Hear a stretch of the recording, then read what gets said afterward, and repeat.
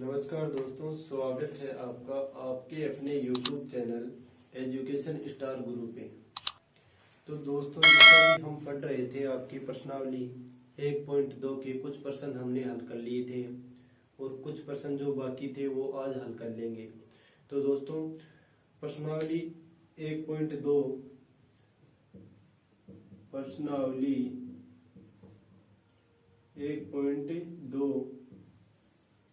के कुछ प्रश्न हल कर लिए थे, कुछ प्रश्न बाकी थे। तो देखो, क्वेश्चन नंबर 5 है, 4 तक तो हल कर लिए थे और क्वेश्चन नंबर 5 है, जांच कीजिए कि क्या किसी जांच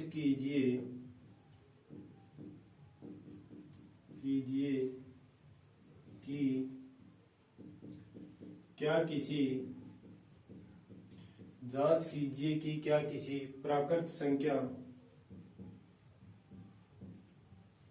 जांच कीजिए कि क्या किसी प्राकृत संख्या n के लिए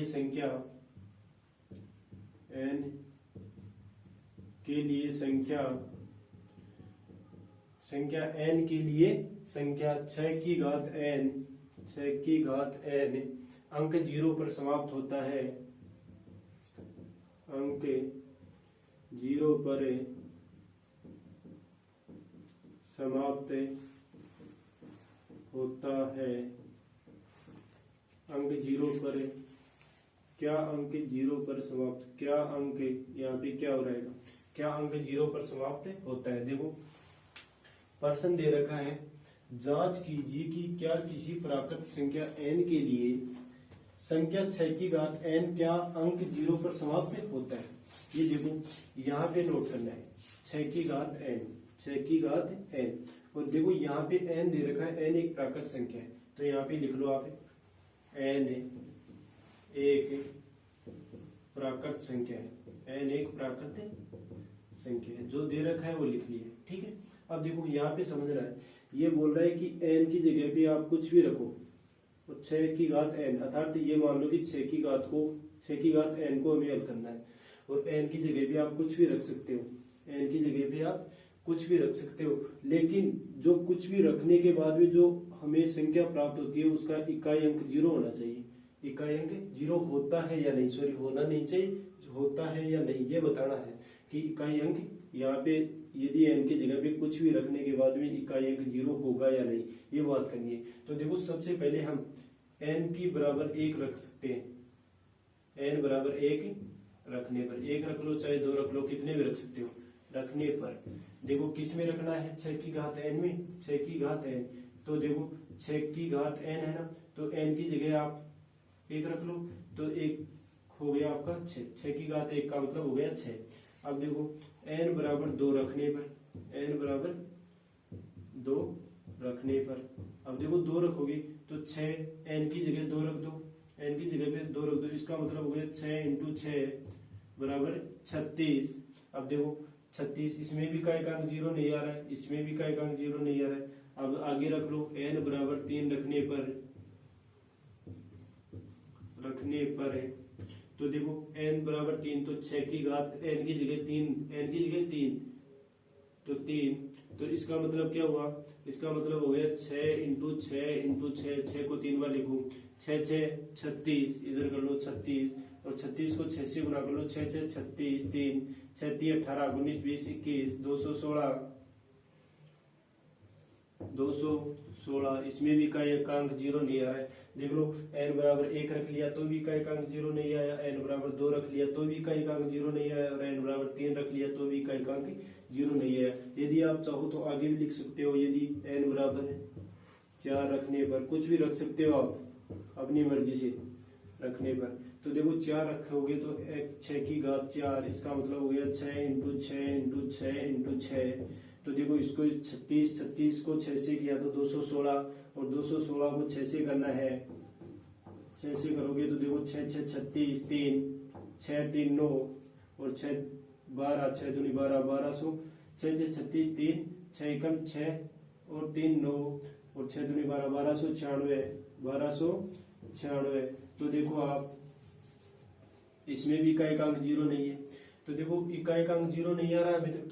तो यदि इकाई का अंक 0 नहीं आ रहा है तो आप क्या करो, इसी संख्या की अभाज्य गुणनखंड करो। क्या करना है, अभाज्य गुणनखंड। और यदि हम 6n के अभाज्य गुणनखंड करें तो देखो ऐसे आएगा 2 इंटू 3, 2 इंटू 3 6 हो गए। देखो 2 गुणा 3 6 और 6 की घात n, ये लिख सकते हैं हम 6 की घात n को 2 इंटू 3 की घात n लिख सकते हैं। यदि 2 के साथ 5 आता, यदि 2 के साथ 5 आता तो इकाई अंक क्या हो जाता, 0 हो जाता। यदि 2 के साथ 5 आता तो इकाई का अंक 0 हो जाता। और यहाँ पे 2 के साथ 3 है तो इकाई का अंक 0 नहीं होगा। तो लिख दो आप, यहाँ पे लिख दो अतः 6 की घात n के अभाज्य गुणनखंड करने पर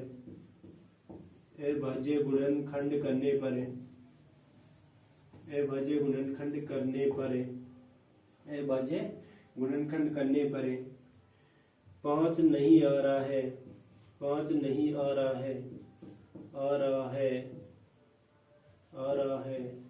इसीलिए 6 की घात n कभी भी देखो 0 पर समाप्त नहीं होगी, कभी भी 0 पर समाप्त नहीं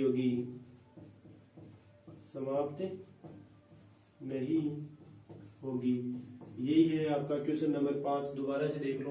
प्रश्न है, जांच कीजिए कि क्या किसी प्राकृत संख्या n के लिए 6 की घात n का अंक 0 पर समाप्त होता है। कि 6 की घात n को हल करना है। n की जगह पे आप कुछ भी रख सकते हो, 1 2 3 4 5 6, जो आपकी मर्जी, कुछ भी रख सकते हो।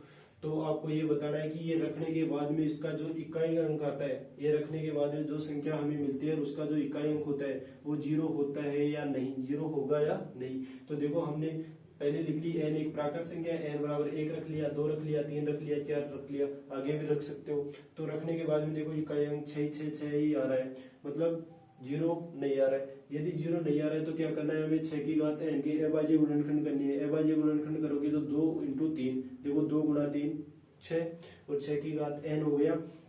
यदि 2 तो आ रहा है, ये यहाँ पे 2 तो आ रहा है, 2 की जगह यदि 3 की जगह 5 आता, यदि 3 की जगह 5 और आ जाता तो क्या हो जाता है, इकाई अंक 0 हो जाता। ऐसे देखो 2 इंटू 5 बराबर 10, तो इकाई अंक क्या हो जाता, 0 हो जाता। लेकिन यहाँ पे 2 और 2 के साथ में 3 आ रहा है, तो आगे हम लिख सकते हैं अतः 6 की घात n के अभाज्य गुणनखंड करने पर 5 नहीं आ रहा है, यहाँ पे 5 नहीं आ रहा है, इसीलिए 6 की घात n कभी भी 0 पर समाप्त नहीं होगी। ये है आपका क्वेश्चन नंबर 5। अब देखेंगे हम क्वेश्चन नंबर 6। तो दोस्तों ये है आपका क्वेश्चन नंबर 6। प्रश्न है कि व्याख्या कीजिए कि 7 गुणा 11 गुणा 13 प्लस 13 और 7 गुणा 6 गुणा 5 गुणा 4 गुणा 3 गुणा 2 गुणा 1 प्लस 5 भाज्य संख्या क्यों है। ये बोल रहा है कि यही यहाँ से लेके यहाँ तक और यहाँ से लेके यहाँ तक की संख्या भाज्य संख्या क्यों है, अभाज्य संख्या क्यों नहीं है। तो इसके लिए भाज्य तथा अभाज्य की परिभाषा आनी चाहिए, भाज्य तथा अभाज्य की परिभाषा आनी चाहिए। तो देखो सबसे पहले अभाज्य के बारे में बता देता हूँ। अभाज्य संख्याएं वे संख्याएं होती है जिनमें केवल खुद का ही भाग जाता है, अन्य किसी संख्या का भाग नहीं जाता है, भाज्य संख्या कहलाती है। और अभाज्य संख्या कहलाती है। और भाज्य संख्या कौन सी होती है, भाज्य संख्या वे संख्याएं होती है जिनमें खुद का तो भाग जाता ही जाता है और खुद के साथ अन्य किसी संख्या का भाग जाए, भाज्य संख्या कहलाती है। और अभाज्य संख्याएं वे संख्याएं होती है जिनमें केवल खुद का ही भाग जाता है, अन्य किसी संख्या का भाग नहीं। अर्थात इनमें तो केवल खुद का ही भाग जाता है और इनमें खुद का तो जाता ही जाता है, खुद के अलावा अन्य किसी संख्या का भी भाग जाता है। और एक बात और बताई थी, भाज्य तथा अभाज्य में एक को शामिल नहीं करते हैं, अर्थात अब देखो, और ये प्रश्न में भी यही बात पूछ रहे हैं कि भाज्य संख्या ही क्यों है। तो देखो पहले हम ये संख्या ले लेते हैं, 7 गुणा 11 गुणा 13 प्लस 13 में ये भाज्य संख्या क्यों है, पहले ये देख लेते हैं फिर ये देखेंगे। तो देखो यहाँ से लेके यहाँ तक आपको कुछ कॉमन दिखाई दे रहा है। देखो यहाँ पे 13 है और यहाँ पे प्लस में 13 है, यहाँ पे गुणा में, तो 13 कॉमन ले सकते हो। तो यहाँ पे तो 7 इंटू यहाँ पे 11 और लास्ट में प्लस ये 13 की जगह आप 1 कॉमन ले लिया, इसकी जगह पे 1 बच गया, ये कॉमन आ गया। तो देखो यहाँ पे गुणनखंड बन रहा है 13, तो इसका मतलब ये हो गया कि इसमें खुद का तो भाग जा रहा है, इनके खुद का तो भाग जाएगा ही जाएगा, और इसकी के साथ 13 का भी भाग जाएगा, 13 का भी भाग जाएगा। तो ये किस प्रकार की संख्या होगी? भाज्य संख्या। किस प्रकार की संख्या हो गई? भाज्य संख्या। एक तो आगे लिख दो आप, आगे लिखो आप,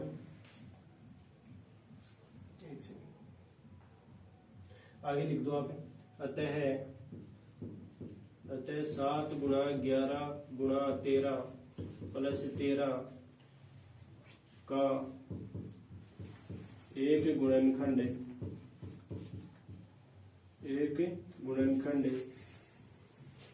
13 भी है, 13 भी है। अतः दी गई संख्या भाज्य संख्या होगी, भाज्य संख्या होगी। ये बात समझ में आ गई होगी कि ये यहाँ से लेके यहाँ तक देखो 13 बेनिस्ट आ रहा है, अर्थात कॉमन आ रहा है, और 13 कॉमन आ रहा है, तो इसका मतलब ये रहा है कि इस संख्या में इनका खुद का तो भाग जाएगा ही जाएगा, और खुद के अलावा 13 का भी जाएगा, 13 का भी जाएगा। तो ये कौन सी संख्या होगी? भाज्य संख्या। अब देखो इसको ले लेते हैं, इसको देखो क्या है, 7 into 6 into 5 into 4 into 3 into 2 into 1 और लास्ट में है प्लस में 5। तो देखो यहाँ भी कॉमन आ रहा है, यहाँ से लेके यहाँ तक देखो 5 इधर है, प्लस में 5 यहाँ है, तो 5 कॉमन ले लिया, यहाँ पे बच गया 7 गुणा 6 गुणा 4 गुणा 3 गुणा 2 गुणा 1 और प्लस लास्ट में 5 कॉमन ले लिया, तो इसकी जगह भी 1 ये आ गया।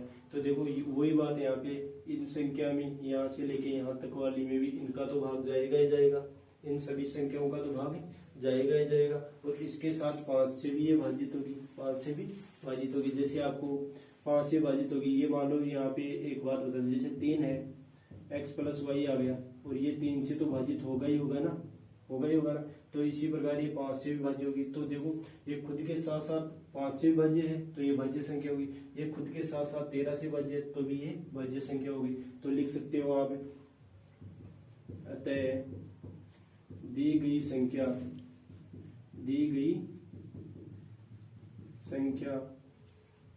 का एक गुणनखंड 5 भी है,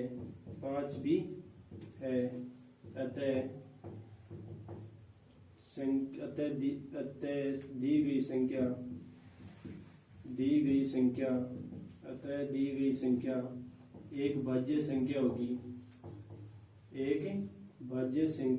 होगी, ये हो गया आपका क्वेश्चन नंबर 6। दोबारा से देख लो, व्याख्या कीजिए कि 7 गुणा 11 गुणा 13 प्लस 13 और 7 गुणा 6 गुणा 5 गुणा 4 गुणा 3 गुणा 2 गुणा 1 प्लस 5 एक भाज्य संख्या है, कि ये भी भाज्य संख्या है और ये भी भाज्य संख्या है। व्याख्या करनी है कि क्यों है भाज्य संख्या।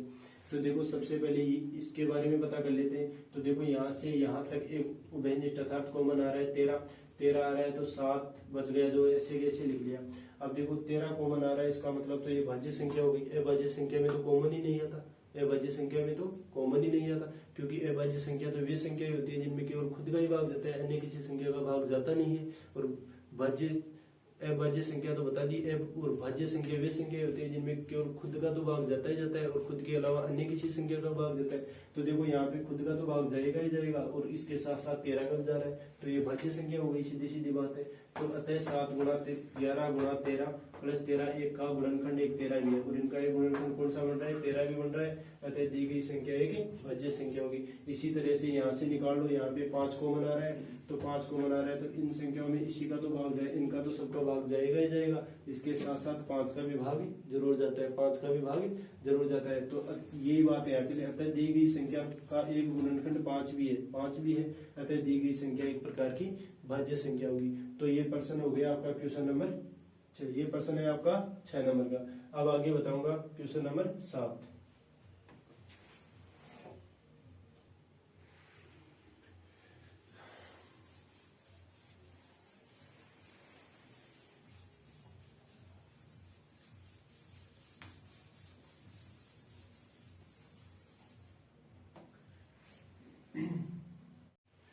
तो दोस्तों ये है आपका 1.2 का लास्ट प्रश्न। क्या है? किसी खेल के मैदान के चारों ओर एक वर्ताकार पथ बना हुआ है।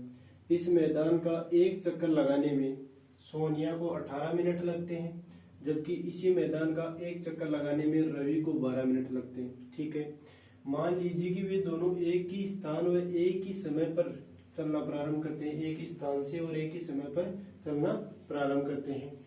ठीक है, प्रारंभ करके एक ही दिशा में चलते हैं। कितने समय बाद वे पुनः प्रारंभिक स्थान पर मिलेंगे?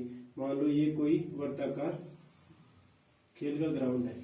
ठीक है, और यहाँ से सोनिया, यहाँ से मान लो, चाहे यहाँ से मान लो, किसी भी जगह से, एक जगह से मान लो, एक तो है सोनिया और एक है रवि, ये चलना प्रारंभ करते हैं इसी दिशा में। ठीक है, आगे देखो, बोल रहा है कि जो रवि है ना, उसको इस वर्ताकार खेल के मैदान के पूरे के चक्कर लगाने में 12 मिनट लगते हैं।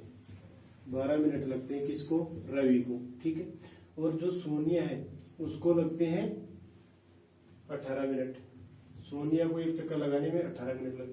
तो तेज कौन दौड़ रहा है? रवि तेज दौड़ रहा है, तो 12 मिनट जो मतलब टाइम कम लग रहा है, तो रवि तेज दौड़ रहा है और सोनिया धीरे दौड़ रही है। तो ये बोल रहे हैं कि ये आपस में एक ही दिशा में चक्कर लगा रहे हैं। तो आपस में कब और कितनी देर बाद में एक ही स्थान पर मिलेंगे? एक ही स्थान पर मिलेंगे। तो देखो, इस प्रकार के प्रश्नों के लिए हम एलसीएम ज्ञात करेंगे। इस प्रकार के प्रश्नों के लिए आपको एलसीएम ज्ञात करना होता है, लघुत्तम समापन। तो देखो, पहले लिख लो, आप लिख लो, सोनिया को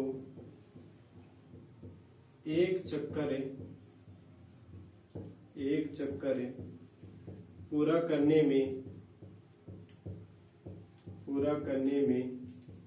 लगा समय। देखो कितना समय लग रहा है सोनिया को? 18 मिनट। ठीक है जी, ये है सोनिया, ये है आपका रवि। एक ही दिशा में गति करें एक ही समय पर। ठीक है, और रवि को एक चक्कर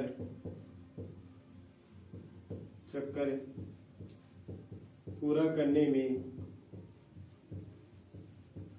में लगा समय बराबर 12 मिनट।